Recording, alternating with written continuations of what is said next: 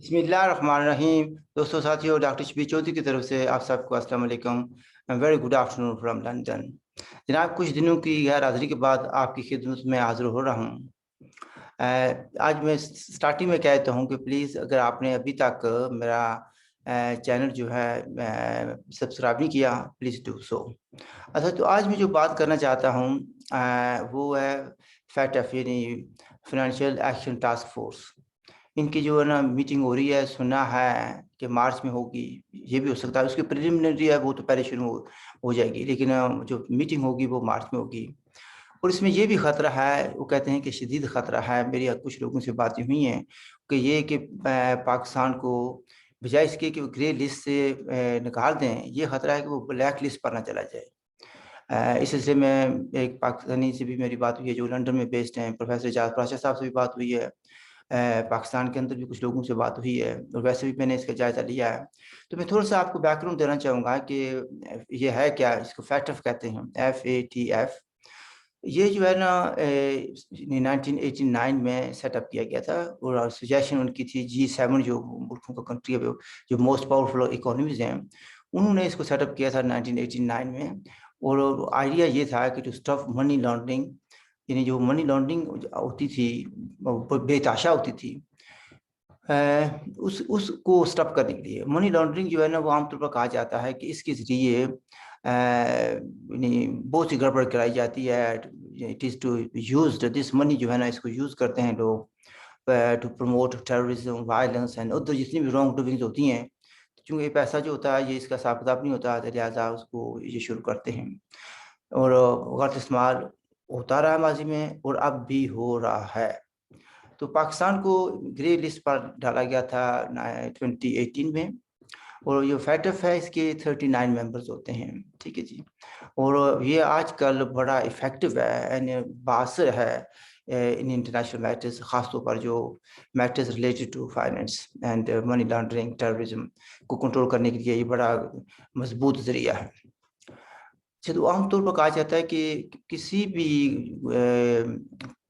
मुल्क को जो ग्रे लिस्ट में हो, उसको ब्लैक लिस्ट में डालने के लिए जो है ना कम से कम उसको रोकने के लिए कम से कम 3 लोगों की हिमायत होनी चाहिए। यानी अगर 30 जो उनके 39 मेंबर्स हैं, उनमें से अगर 3 मुल्क कहते हैं कि इसको ब्लैक लिस्ट पर नहीं डालना, तो वो नहीं डाला जाएगा। तो इसमें यानी पाकिस्तान जो है ना मेनली बचा हुआ था, ये 3 मुल्क जो उसको हिमायत करते थे हमेशा। तो फैटफ के जो चीफ हैं वो मार्कस प्लेयर, वो कहते हैं कि Pakistan has already completed 30 out of 34 action points. यानी कि उन पर कोई जो उन्होंने कहा था ये चीज़ें ठीक करें, 34 पॉइंट्स थे जिनको उन्होंने 30 को ठीक कर लिया है। लेकिन बाकी जो 4 अभी वो मुकम्मल नहीं हुई। और कहने वाले कहते हैं कि पाकिस्तान माशाल्लाह इन मामलात में काफ़ी खुद कफ़ील है, इनोवेटिव है, नई-नई चीज़ें वो ले आते हैं, तो स्टिल जो अपने काम है वो मुख्तलिफ तरीक़ों से कर लेते हैं। तो फिर वो चीफ जो कहते हैं, फैटफ के चीफ हैं, वो कहते हैं कि मैं कोट करता हूँ जैसे कि वो कहते हैं कि it's categorical in saying that Pakistan needs to demonstrate further that investigation and prosecution of proscribed terrorists and terrorist groups are being seriously pursued। अब मसला ये बना हुआ है कि जो कुछ चीज़ें तो उन्होंने अमल किया वो हो गई, लेकिन जो आमतौर पर होता है अभी जिन लोगों को पकड़ा जाता है या जो जो कलअदम जमाते हैं, उन पर जो जब मुकदमात चलते हैं तो वो केस ऐसा बनाया जाता है, या कोई मैं क्या कह सकता हूँ, या सबूत नहीं होते होंगे या वट एवर एल्स जो है ना खराबी होती है। तो इंटरनेशनल कम्युनिटी और फैटफ के जो लोग हैं वो समझते हैं कि पाकिस्तान इस मसले में सीरियस नहीं है, और इसको सीरियसली करने के लिए उन्होंने कहा कि भाई हमें यकीन दहानी होनी चाहिए इसकी। तो पाकिस्तान को बचाने के लिए फैटफ में आम तौर पर ये होता था कि 3 मुल्क थे जो मदद करते थे, एक टर्की, चाइना और मलेशिया। अब मसला ये बन गया, सिचुएशन ये बन गई है कि बहुत से लोगों को पता होगा कि जो टर्की है वो भी ग्रे लिस्ट पर आ गया है, ठीक है जी। वो कहते हैं कि Turkey is also involved in supporting terror groups financially bye not acting against money laundering. तो दूसरे लफ्ज़ों में पाकिस्तान और टर्की के अलावा 22 दूसरे मुल्क हैं जो कि ग्रे लिस्ट पर हैं।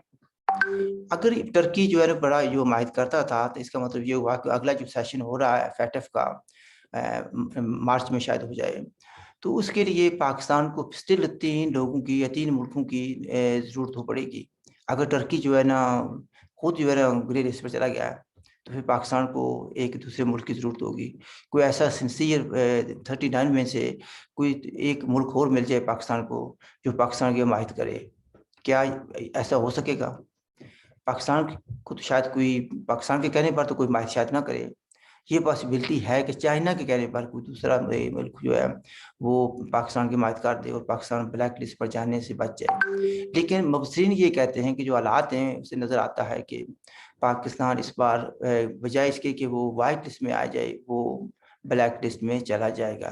اس وقت گرے لسٹ میں بھی پاکستان کو ہونے سے کافی مسائل ہیں انٹرنیشنلی، کیونکہ بہت سے جو انٹرنیشنل انسٹیٹیوشنز ہیں وہ ان ملکوں کو قرضہ نہیں دیتے، اور اگر جو دیتے بھی ہیں تو وہ ان کی جو شرائط بڑی سخت ہوتی ہیں.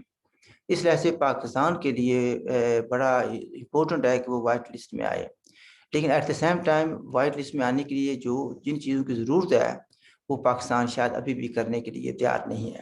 ایک انٹرسٹنگ بات یہ بھی آتی ہے کہ جو فیٹف کے چیف ہیں وہ کہتے ہیں کہ انڈیا جو ہے وہ عام طور پر پریشر ڈالتا ہے کہ پاکستان کو گرے لسٹ میں رکھا جائے یا ادھر لے کر جایا جائے بلیک لسٹ میں. اب لیکن وہ کہتے ہیں کہ جو فیٹف کے چیف ہیں وہ کہتے ہیں کہ FATF is a technical body and we take over decisions by consensus. یعنی کسی باہر کے ملک کے پریشر پر ہم کچھ نہیں کرتے، ہمارے ہاں ڈسکشن ہوتی ہے اور کنسنسس کے ذریعے. وہ کہتا ہے کہ it is not one country but 39 jurisdictions and the decision is taken by consensus on a jurisdiction to be put under increasing monitoring. اب مسئلہ یہ کہ یہ تو شاید پاکستان چلا جائے، اگر چلا گیا خدا نہ خواستہ تو پھر تو بڑے مسائل پیدا ہو جائیں گے. میں اس لیے بھی کہہ رہا ہوں کہ اگر پاکستان جائے گا پاکستان کے لیے مسائل پیدا ہوں گے تو جو علاقہ جموں کشمیر کا پاکستان کے کنٹرول میں ہے، جس جگہ میں رہتا ہوں اس کو آزاد کشمیر کہا جاتا ہے، حالانکہ آزادی نام کی کوئی چیز نہیں ہے لیکن آزاد کشمیر کہا جاتا ہے. گلگت بلتستان بھی جو ہے نا وہ بھی ہمارے ریاست جموں کشمیر کا حصہ ہے. تو ہمارے مسائل میں بھی اضافہ ہو جائے گا. کل میری ایک بات ہوئی ہے مظفر آباد سے ایک دوست سے، تو وہ کہتا ہے یار بھائی، میں نے اس میں ویسے کہا یار پاکستان کے اس کو یا آزاد کشمیر کے 11 بجے کا ٹائم ہوگا. میں نے پوچھا کیا کر رہے ہو؟ کہتا جی کھانا کھا رہا ہوں. میں نے کہا یار اس وقت؟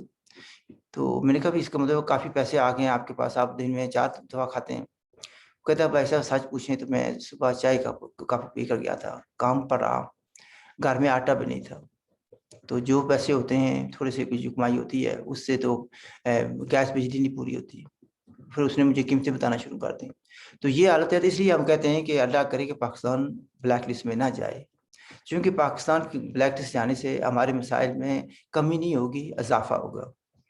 یعنی جو ہماری اپنی بھی مجبوری ہے. اور پھر یہ ہے کہ پاکستان کے عوام کو جو تکلیف ہوگی اس کا ان کو ہماری تکلیف کا احساس ہے یا نہیں ہے؟ ہمیں احساس ہے پاکستانیوں کی جو تکلیف کا. پاکستان کی جو رولنگ ایلیٹ ہے وہ ڈفرینٹ کیٹیگری میں آتی ہے. ان کے جو مسائل ہیں ان سے ہمیں کوئی ہمدردی نہیں ہے، کیونکہ انہوں نے ہمارے لیے بھی مسائل پیدا کیے ہوئے ہیں اور پاکستانیوں کے لیے بھی مسائل پیدا کیے ہوئے ہیں. لیکن آرڈنری فوکس آف پاکستان میں سمجھتا ہوں کہ ان کے ساتھ بھی ناانصافی ہو رہی ہے. وہ جو ہے نا وہ بھی سفر کر رہے ہیں اور ہم بھی سفر کر رہے ہیں. اس حوالے سے میں نے ایک پروفیسر صاحب سے بات کی جو بل گیٹس صاحب تشریف لے کے تھے پاکستان میں. تو میں نے پوچھا یہ کیوں لے کر گئے تھے؟ تو میں نے بھی سنا ہوا تھا کہ کوئی $1 بلین کا مسئلہ ہے. انہوں نے سنا ہے کہ عارف علوی صاحب کو دیے تھے، کیا بھی پولیو کے سلسلے میں دیے تھے. تو پاکستانیوں کو پیسہ لینے کا تو طریقہ آتا ہے، لیکن اس پیسے کا استعمال اس طرح نہیں کرتے جس طریقے سے ان کو دیا جاتا ہے، یا جس مقصد کے لیے، جس پرنسپل یا جس آبجیکٹو کو اچیو کرنے کے لیے وہ پیسہ دیا جاتا ہے. سنا ہے کہ اس نے کہا تھا بھائی یہ پیسہ مجھے واپس کرو چونکہ آپ نے جو کام نہیں کیا جس کا آپ نے وعدہ کیا تھا. یہ بھی سنا ہے کہ اس کا تعلق بھی بلیک لسٹ سے ہے. اور میں نے کہا بھی آپ بتائیں، مزید بتائیں. تو اس نے کہا بھی آج میرے پاس ٹائم نہیں ہے، کبھی دوبارہ بیٹھیں گے. تو بلیک لسٹ جو ہے نا اگر خدا نخواستہ اس میں چلا گیا Pakistan, then that means there will be serious problems for people of Pakistan as a state and for people of Jammu Kashmir. I'll leave it at that. I hope you like the program and if you have any questions please do ask. میں اس وقت جو ہے نا England کے north میں ہوں. یہاں پر جب سے آیا ہوں پہلے تو طوفان تھا، پھر برف باری ہوئی، اس وقت بھی بارش ہے، تو باہر نکلنا نصیب نہیں ہوا. تو ہم یہی کہتے ہیں کہ ہم مری میں آئے ہیں لیکن موسم یہاں کا بہت خراب ہے. ہماری طرف سے خدا حافظ. And look after your self.